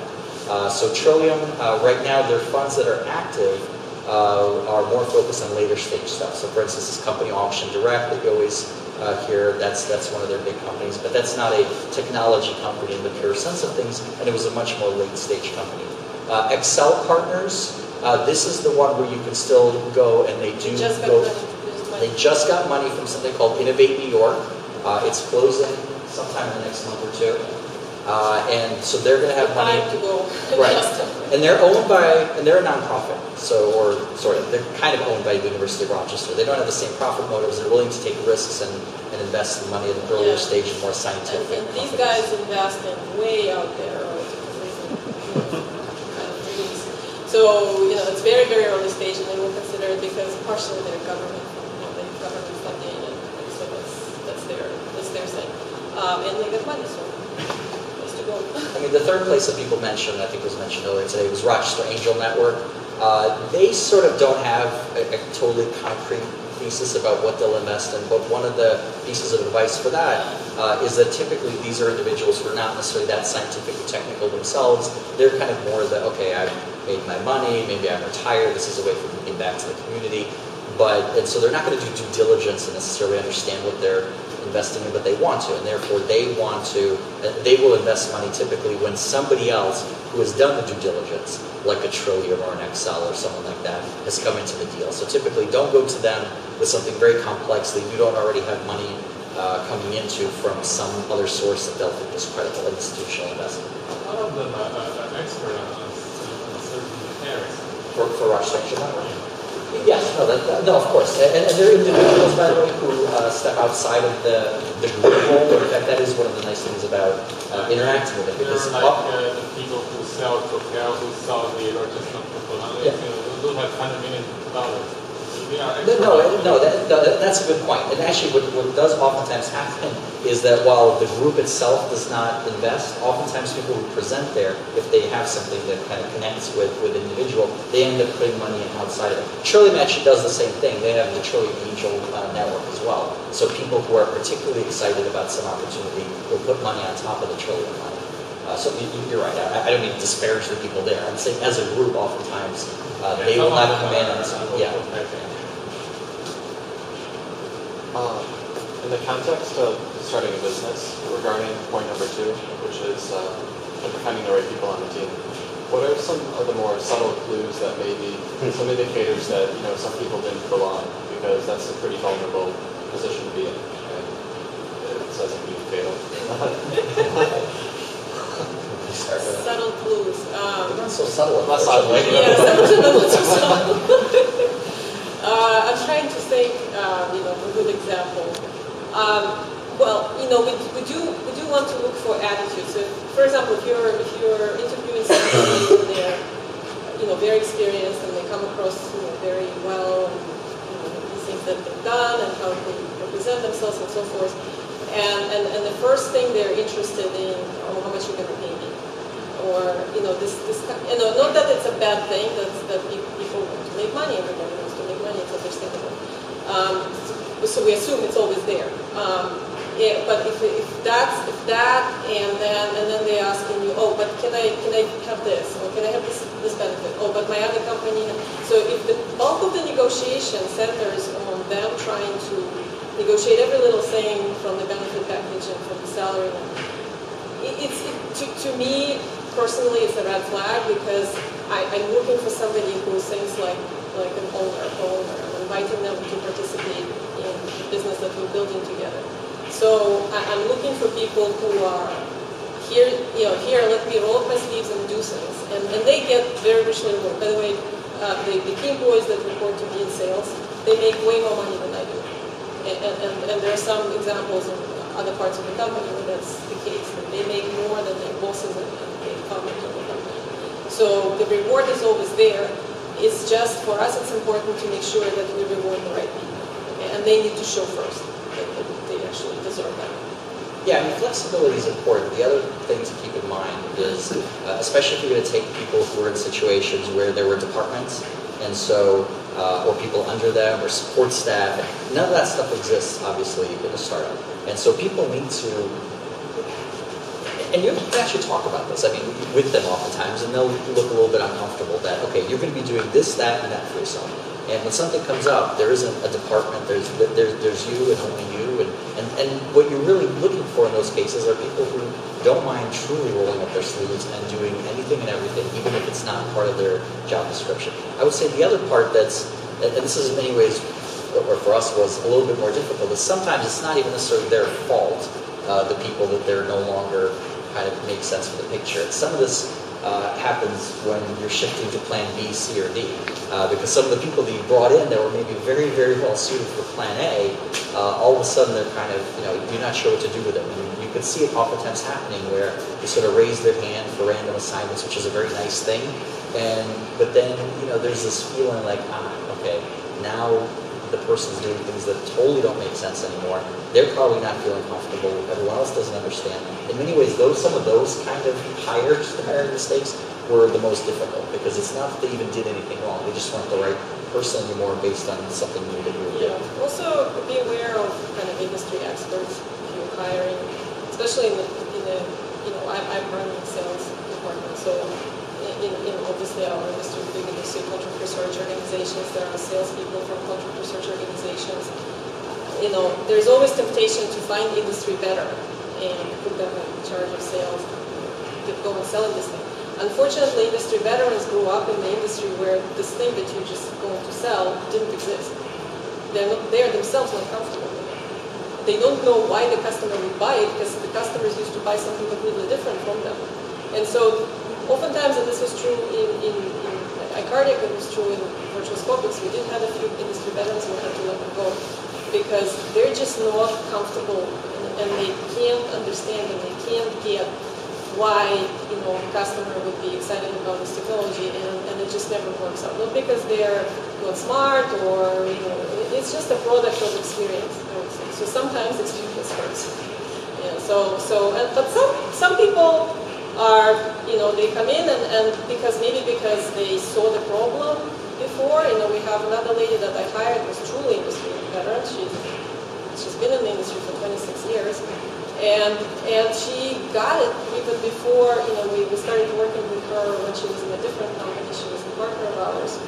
And she was such a pioneer, such a champion of our company, our little startup with her bigger company, because she's like, I saw this problem, I know this problem, I had customers with this problem, and this is a solution. And so she became the best salesperson for this technology. Well, and actually, and maybe this also goes to your question, what is it that oftentimes is kind of a clue that maybe the person isn't right? Although I would say this is more of a clue when you're potentially just hiring for the first time. Attitude and enthusiasm, and not just enthusiasm in the generic sense, but very specific enthusiasm is so key. People can have all the great credentials, but I personally do not ever approve the hiring of individuals who don't really explain pretty well why it is that they're sitting there. Why iCardiac? Why now? What is it you're enthusiastic about? They better have read the website. They better have done everything that shows wow, this is my dream. This is my opportunity. It's kind of hard to frankly fake that, especially when you dig into great. What do you know about a company? What would you improve if you were here? With all sorts of, it's pretty easy to actually figure out if they really prepared and thought it through. And if they haven't, it's just usually not a good fit, especially kind of in the early days of a startup when there are almost every week some sort of set of events that says, oh man, this isn't good. Because that's what most of the startup is, especially behind closed doors. If you're senior enough, it's like, oh man, you can't have people whose enthusiasm is so light or so superficial that they're going to get disgruntled by that. Yeah, and it's just to add on that, there's a really good book. It's called the No Asshole Rule. So it's kind of talking about how do you build kind of a civilized workplace. So it's got a great title, but it's a really good book too. It's kind of interesting to check out. I was wondering about the idea of I've seen kind of conflicting stuff on whether or not you have a defined amount for your ask, and I just wondered what maybe if you guys could talk a little bit about whether or not you did that or didn't do that, and what was your thought process about how you decided? Because that issue of are you asking for too much, too little? Right. That's actually a very good question. Usually the best way to handle it is through some sort of range, because the last thing we want to have happen is if you ask for $2.5 million and you could only get 2.2 million in, suddenly it feels like a failure. So you want to have the bottom number still be something that's credible, still be something that makes sense in this, based on your evaluation. And hopefully it's a number that you can not just hit, but like most other things in life, you want to exceed that a little bit to get people, because that's what will get people to actually close usually. So, that's, I don't know if you have any other advice, but I think a range is typically good. Range is typically good, and also remember that that's going to be, let's say, a rule of thumb, 30% that you're going to sell to the VCs. So if you want $1 million, your valuation is $3 million, then implied. And so look then at the total number and see, is it plausible? Are there comparative deals that were done in this space for the company at this stage of this type of technology? So kind of, you can pinpoint your number that way as well. But it can't be too wide of a range also. You can't be like, I want 1 to 9 million. It's more like, okay, I want 2 to 3. Or I want 1.5 to 3. Something that still makes sense no matter where within that number you end up actually falling. That one, you could build a business on it, and that these numbers in terms of the percentage of you've sold kind of make sense for the VCs as well. The question for those that excel or trading venture capital funding, do they require all the prototype being built, demonstrated? Is that a requirement? I don't think it's a requirement. It certainly helps. It certainly helps. The further you are in the product development, the better opportunities you have. And so few companies today, Excel might, Trillium probably would like to see it like that, because the funding that Trillium is left is from the later stage. funds. Excel probably won't ask you for program, but if you have one, it's a big plus. Another thing, so we volunteer saying that in the final deal, they will get the five times of 10% of the initial investment. So we volunteer that kind of. Oh, you mean they get 5 times the return on their investment? Well, I mean, should you offer it, maybe what, like that's your part of your business plan? So I was told by an accountant, you have to put it upfront saying that they will be guaranteed 10 times of. You mean like a? No, I mean, we kind of impute that based on something else. So typically, I mean, it's a little bit of a game, quite honestly, but most VC pitches have this like line, and it looks like the hockey stick line where you're not making much in the first 2 or 3 years, and all of a sudden it shoots up, and it always miraculously, within 5 to 6 years, gets to 100 million. No matter what company it is, it always gets to 100 million. And so from that, from kind of those cash flows or from those profits, they calculate kind of what they think their Yeah, but I think return the will be. question was more about the liquidation preferences. Oh, we talked about liquidation preferences?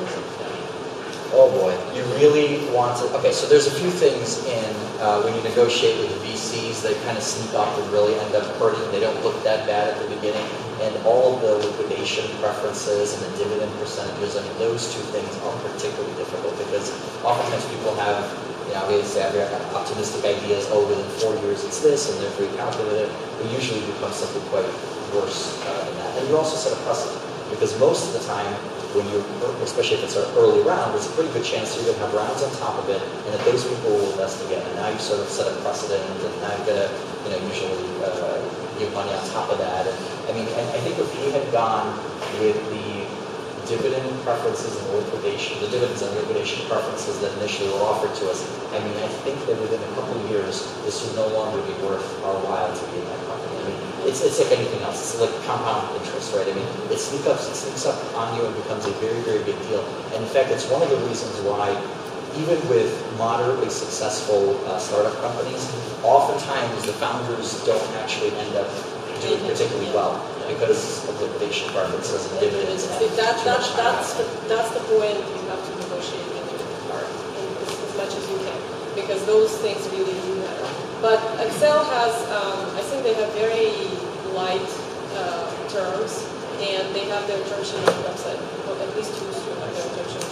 So if you go there, you probably will find what they I think oftentimes they actually pin their evaluation on the next round or something. Yeah. So Excel is much better and more flexible than most of us. you had a question? Yeah, back to employees just for a second, who you obviously want them to be very invested in the venture. Do most or some of them get equity in the company, or only the key people? Or?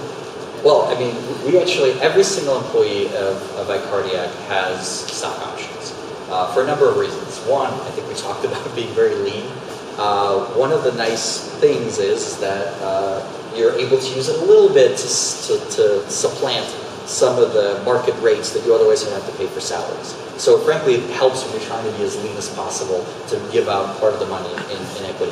But on top of that, it really does build a very unique culture. Now, unfortunately, in some places, and Rochester is among them, many people have never been in an environment where they got stock options in a private company, so they don't necessarily value it as much as others. And so we always take that into consideration. Some people are much more about the cash and other things, and in that case, we weight the offer toward those things. But for those people who kind of believe and dream and are willing to take less money and really value the stock options, they get options. The other thing that we do, which is a little bit different than what most people do around here, but even what they do in other companies, is we don't actually provide the largest or most of those options up front. Because for various reasons, you don't always know who's going to really be valuable. In fact, there are quite a few people that sort of came in and they weren't coming in a very serious position. They got small amounts of options, but boy, did they grow into a huge role, and they got large amounts of options.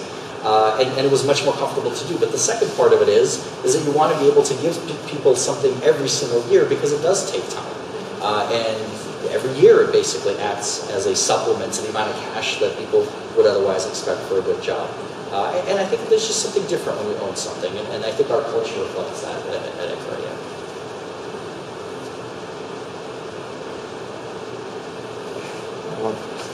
So you talked about, briefly you mentioned VCs gaining the ability to affect the management team. Is that purely a function of the percentage of the company that you give up, or is that a negotiable point? It's a very good question, and one of the top lessons learned that we should have included. Yes and yes, and here's how to deal with this. Well, first of all, there are a couple of things. One is VCs, the more important one is the composition of the board of directors that you're going to fund with. Because after the funding happens, because you have external funding, you were supposed to have a corporate governance board of directors. And now you as a founder are reporting to the board of directors. So some naive first-time entrepreneurs saying that, well, it should be completely, totally independent, which means we're going to go find some people from the internet and the local community that we don't know, but they have some big business titles, and they're going to be our independent board members, and the VCs are going to take board seats, and VCs are going to appoint the chairman of the board, and that's how it's going to work. Do not do that. So, because you're immediately giving out control of your destiny, and who can fire you, the board can fire you as a founder, actually. So the best thing to do is to negotiate as well. This is another point, you need to negotiate with the VCs. We've negotiated that Mike, actually one of the co-founders, is the chairman of the board. Alex is a board member. And I'm a secretary, which means I'm not a board member, but I'm at every board meeting, and I of course can speak out. And so this way we have all the founders in the board meetings. We have independent board members which are independent, but they're known to us. We have experience with them from past work in large corporations, and they're very valuable, and they bring a lot of expertise to the board. But we also know these people, and they're known entities to us, so we know how they think, and we're aligned as far as our thinking and our approach. And so we've tried to negotiate also one of the three VCs that invested in us actually has only observer seat, and Pfizer had observer seat. So as much as possible, try to negotiate it and try to structure it around such that you don't immediately give up control. I mean, part of the reason we had some of that leverage to be able to not give up kind of board control is because we did have these individuals who were putting money in separately, and we had obviously also therefore leverage to be able to negotiate a little bit better. But oftentimes what unfortunately does happen is when your sole investors are VCs, yeah, they absolutely expect that, hey, we're the only money in, we're going to take some sort of lead, and either they have veto rights. I mean, there's so many different ways to structure it. But that's another reason why it's so important to find a way to have leverage in those negotiations. And in our case, that leverage was the fact that we had other investors who were more aligned with us, and therefore the VCs never had majority control of the company anyway, and let alone the ability to impose contractual sovereignty over us. What's your feel, your opinion on when it's appropriate to go to an angel versus a VC? Is it based on like how big you think you're going to grow, what your expected exit's going to be, like you're going to go public or you're going to get bought out, or really, what's the dividing line of when you think one's the better choice than the other? Sure. Well, I mean, with VCs, there's a very kind of clear trajectory that they're going to expect you to be on. I mean, first of all, you have to have a company that has, like where the $100 million hockey stick has some potential realistic chance of happening, but they also have a timing issue because even if they invested relatively early on from their 10-year fund and they're near 2 or 3 or whatever, still within 7 to 8 years they're expecting to be able to get money back. They're also kind of different. Than angels, because angels oftentimes have something else going on. They're not as diversified, and they're not thinking of it the same way a VC does. A VC really does, I mentioned the poker analogy before, think of these things more almost like a poker player, where they have a certain number of hands that they're playing. They're going to want to kind of see as much as they can see for as small amounts as possible, and then double and triple and go all in on a few hands, right? I mean, that's kind of the strategy behind it. And they're not even interested in kind of oftentimes that, well, that could be something, I don't know. I mean, oftentimes when they think your company is not the one, for them, they're actually okay with the binary outcome. In other words, they don't want you to be like a 1X where you return their money. I mean, they're fine with it, but they're going to push you to either be a big success, or if you're a zero, that's fine. In fact, they want to even like push it quicker. That's why oftentimes also they change up the management team. So a lot of the times, whether to go to an angel or to go to a VC really depends on whether your company is, first of all, the kind of company that can legitimately do that. Right. And secondly, if you're comfortable with that trajectory for your company and having a much more binary outlook. You know, I'm either going big or totally going home and probably, you know, fired in the process, and it'll be embarrassing. I mean, it's just, it's a real question, or it should be, in the mind of every startup person, whether you go in front of a VC. It's the biggest single decision you're actually making when you think about funding. Yeah, and actually, even iCardiac is not the type of the company that a traditional big name VC would consider a success. Even though we're profitable, very large, and growing very well in our industry, the industry itself is small. You know, the expectations were, you know, several billion-dollar market, but it didn't come through. So our market is limited. We've created a really successful company in it, but it's not a $100 million company. Okay, so by measures of big VCs, that's not what they want to see. They want to see 0 or 100 million. Okay, so they don't want to see this. And in fact, recently a competitor of ours, very similarly sized and a similar stage where we are, also doing pretty well, just got forced into a miserable sale by the VC whose fund ran out with 10-year clip. And guess what? They gave up control and they got forced into this liquidation scenario. Which is great for us because the coast is clear. But this is what you don't, you know, this is what you get from a big name VC. So you got, you know, you play with big boys, you have to be a big boy. Now, what our strategy might probably work out better with the financial buyer down the line when our, you know, we have very good profitable business. So as our earnings grow, we become more interesting for private equity firms to come in and buy out for the earnings. But that's a different scenario and it requires longer time. And we have, you know, since we have control, we're not selling, so we're waiting for that to happen in a few years.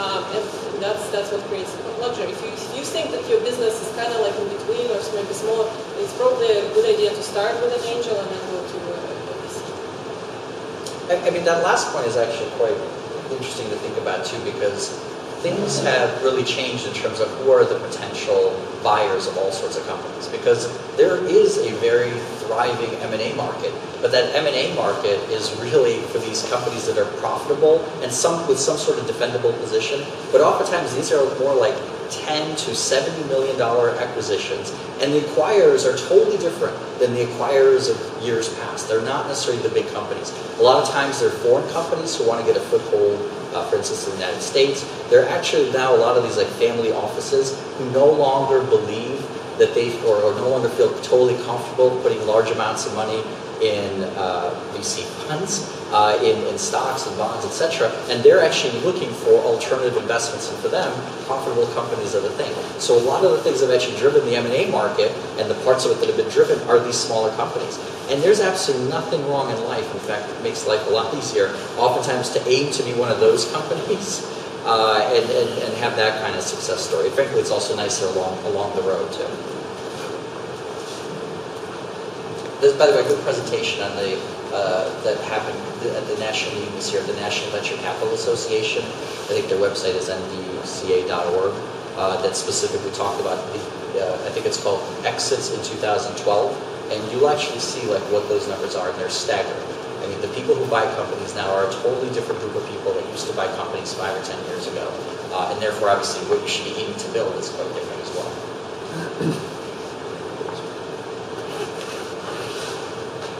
Great. Well, if nobody else has any questions,